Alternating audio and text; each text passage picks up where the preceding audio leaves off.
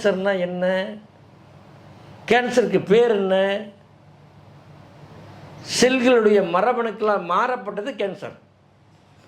அது வேற செல்லாக மாறிச்சு, அவ்வளோதான். அந்த உயிரினங்கள் அது ஒரு மரபணுக்களாக மாறுது. அப்போ அது மாறுறதுக்கு காரணம் என்ன? பிராணக்காற்று பற்றாக்குறையினால், இந்த கர்மவினையினுடைய பாதிப்பினால் அது மரபணுக்களாக மாறுது. அப்படி மரபணுக்களாக மாறும்போது என்ன ஆகுது?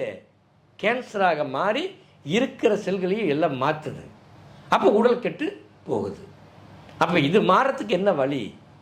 இந்த பிராணக்காற்று மூலியமாக செல்களை சுத்தப்படுத்தி ஒரு நாளைக்கு 100 செல்கள் உற்பத்தி ஆகுதுன்னா, நம்ம முறைப்படி பயிற்சி பண்ணும்போது 200 செல்களை உற்பத்தி பண்ண முடியும். அப்போ 200 செல்கள் உற்பத்தி ஆகுது அப்படின்னா, நம்ம அன்றாட வாழ்க்கையில் வாழும்போது ஒரு 100னா, இந்த பயிற்சி பண்ணும்போது இன்னொரு 100 கிடைக்குது அப்படின்னா, அப்போ நம்ம உடல் எப்படி இருக்கும்? தேகத்துக்குள் இருக்கிற அத்தனை செல்களும் ஆக்டிவேஷனாக இருக்கும். நல்ல உடல் ரத்தத்தை சுத்திகரிப்பு பண்ணும். நரம்புகள் பலமாக இருக்கும், எலும்புகள் பலமாக இருக்கும், ஊனுகள் பலமாக இருக்கும், உறுப்புகள் பலமாக இருக்கும். ஆக மொத்த தேகமே பலமாக இருக்கும்.